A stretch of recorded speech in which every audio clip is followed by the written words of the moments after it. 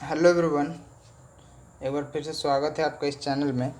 बहुत दिनों से ये कमेंट आ रहे थे कि जेएसएससी का जो फिजिक्स का लैब असिस्टेंट का पेपर होगा जेएसएससी का जो फिजिक्स का लैब असिस्टेंट का पेपर होगा उसमें क्वेश्चन किस तरह से आएंगे। ठीक है, उसमें क्वेश्चन किस तरह से आएंगे ये पूछा जा रहा था। ठीक है, तो मैंने बहुत सारा जेएसएससी का ही कुछ पेपर्स बहुत ज़्यादा ऐसे कलेक्ट किया और कुछ सैंपल यहाँ लेके आया हूँ जो जेएसएससी द्वारा पूछा गया है। ऐसा मैंने अपने मन से नहीं बना दिया है क्वेश्चन। ठीक है, तो जेएसएससी द्वारा पूछा गया है उस टाइप के क्वेश्चन और कुछ मतलब कि सिर्फ यहाँ 8 ही क्वेश्चन है, लेकिन सारे सारे क्वेश्चन यहाँ पे जेएसएससी द्वारा ही पूछा गया है। ठीक है, फिजिक्स का ही।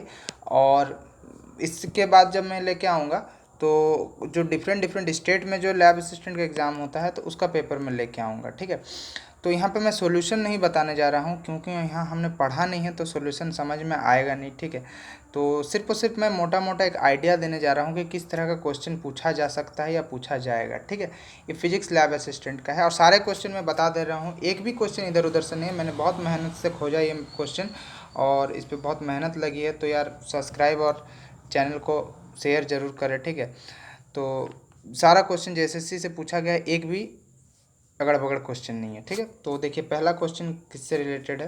तो पहला क्वेश्चन है थर्मोडाइनमिक्स से। ठीक है, जो थर्मल फिजिक्स हम लोग पढ़ रहे हैं। ठीक है, थर्मल फिजिक्स से है। अभी हमने the temperature of a surface of the sun is 4000 kelvin if the big lens focus of sun rays and produce a temperature at 6000 kelvin this will violate thermodynamics of. कौन सा law को thermodynamics का violet कर रहा है। बोल रहा है कि सन का सरफेस का टेम्परेचर 4000 डिग्री है। यदि हम लोग if big lens focus and the sun rise produce 6000 kelvin. ठीक है, तो मतलब कि हम एक लेंस यूज करते हैं जिससे वो कितना 6000 केल्विन टेम्परेचर प्रोड्यूस कर रहा है, तो इसे कौन सा थर्मोडाइनमिक्स का लॉ को वायलेट कर रहा है। तो ये सेकंड लॉ को वायलेट कर रहा है। कैसे कर रहा है जब हम सेकंड लॉ पढ़ेंगे तभी देखेंगे। ठीक है, तो ये पहला क्वेश्चन थर्मोडाइनमिक्स से। दूसरा क्वेश्चन देखिए, which of the following of the correct for an ideal gas undergoes isothermal process from initial state I to final state F. तो हम बहुत जल्दी प्रोसेस, जितने भी प्रोसेस है उस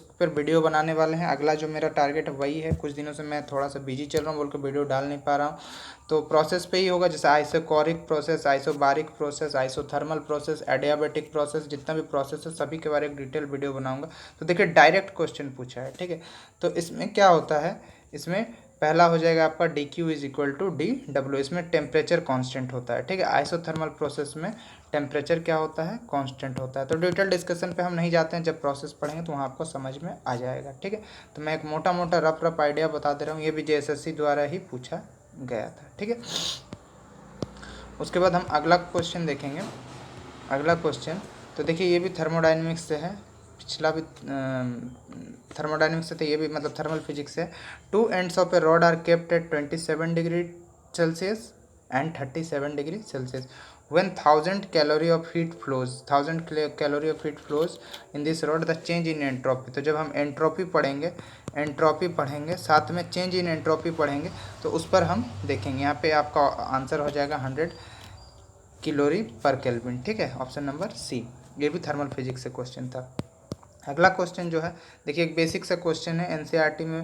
the electric charge on hole equals is equal to, कौन सा हो जाएगा यहाँ पे हो जाएगा option number D 1.6 into 10⁻⁻19 coulomb. ठीक है, अगला हम देखते हैं the Bohr model is application of. Bohr model किसका एप्लीकेशन है, इसका आप अगर जानते हैं तो आंसर जरूर बताइए, कमेंट कीजिए। ठीक है, मैं नहीं बताऊंगा। तो देखिए ये इस तरह का सवाल पूछा गया है। ठीक है, ये जेएसएससी द्वारा ही पूछा गया है, ऐसा नहीं कि कहीं और से मैं लेके आया हूँ। ठीक है, जेएसएससी द्वारा ही पूछा गया। देखिए बेसिक बेसिक क्वेश्चन है। बोर मॉडल अगर हम लोग पढ़ेंगे एटॉमिक फिजिक्स में तो वहाँ पे आपको पता चल जाएगा। ठीक है, जिसको मॉडर्न फिजिक्स भी बोलते हैं। उसके बाद आपका ये मॉडर्न फिजिक्स से था, ये इलेक्ट्रिसिटी से था, इलेक्ट्रिसिटी से क्वेश्चन था। बाकी वो थर्मल फिजिक्स से क्वेश्चन था। तो थोड़ा सा टाइप रफ आइडिया हो जा रहा है कि किस तरह का क्वेश्चन पूछा जाएगा। देखिए ये वाला आपका फिर से अगेन एटॉमिक फिजिक्स मतलब कि मॉडर्न फिजिक्स से पूछा है। In Rutherford model atomic model alpha particle where stroke in. तो कौन सा किस में करता है, तो ये भी आसान सा क्वेश्चन है। जो 11th का एनसीईआरटी भी पढ़ा होगा ना केमिस्ट्री का, वो भी ये सवाल का जवाब दे देगा। ठीक है, इसको भी कमेंट कीजिएगा क्या होगा 6 नंबर का। ठीक है, बहुत आसान सा सवाल है। अगला 7 नंबर देखिए, आपका ऑप्टिक्स से पूछा हुआ है, what should be a power of the microscope to view an object with an angular magnification of 10 with a near vision of average person 25 centimetre. ठीक है, तो ये जब हम ऑप्टिक्स पढ़ेंगे तो अब इस तरह के न्यूमेरिकल्स को सॉल्व करने की कोशिश करेंगे, अभी समझ में कुछ आएगा नहीं। ठीक है, क्योंकि और उसके बाद देख लीजिए, यहाँ पे देख सकते हैं आप। उसके बाद अगर आपको आता है तो आप स्क्रीनशॉट लेके बना सकते हैं। ठीक है, फिलहाल तो मैं डिस्कस नहीं करूँगा। उसके बाद अगला एक और क्वेश्चन मैंने लिया है, देखिए, if the radius of the 10th and 20th Newton rings are 0.2 and 0.3 centimeter respectively and plano convex lens of the focal length 90 centimeter, calculate the wavelength of the light। यहाँ पे लाइट का wavelength calculate करने बोल रहा है। Newton rings जो कि optics का एक टॉपिक है, ठीक है, तो वो भी ये भी ऑप्टिक्स से ही पूछा गया है। तो इस तरह के क्वेश्चन आपका पूछा जा सकता है जेएसएससी में, जो कि मैंने ये सारा पेपर, जो भी टीचर्स के जो पेपर होते हैं ना, पीजीटी या टीजीटी के जो पेपर होते हैं, उनसे ही मैं उठाया हूँ। कोई भी एक पेपर इधर उधर का नहीं है। ये पेपर मैं वहीं से बहुत खोज के बहुत सारा रिसर्च करके मैं लेके आया हूँ। जो टीजीटी पीजीटी का पेपर होता है वहीं से ये सारे सवाल हैं। तो पीजीटी लेवल का पेपर तो होगा नहीं, ठीक है, सबसे पहला बात है। दूसरा बात ये है कि आपका जो भी पेपर होगा वो लेवल होगा लगभग टीजीटी के बराबर या उससे थोड़ा सा कम। ठीक है, पीजीटी लेवल का पेपर नहीं होगा, डरने का बिल्कुल ज़रूरत है नहीं, और सारे क्वेश्चन डुएबल होंगे यहाँ पे। ठीक है, ऑलमोस्ट क्वेश्चन डुएबल होंगे, बहुत ज़्यादा हार्ड नहीं पूछा जाएगा। तो ये था रफ आइडिया जो मैंने कमेंट कर रहे थे, तो यहाँ मैं वीडियो बना दिया हूँ। वीडियो को शेयर ज़रूर करें ताकि दूसरों को हेल्प हो जाए, और लाइक सब्सक्राइब शेयर जरूर करें। Thank you for watching this video. और अगला वीडियो आने वाला है बहुत जल्द, वो वीडियो रहेगा आपका प्रोसेसेस पे, जितने भी थर्मोडायनेमिक में प्रोसेस है, आइसोबारिक, आइसोकोरिक, आइसोथर्मल, इस प्रोसेस पे वीडियो बनाएंगे। ओके।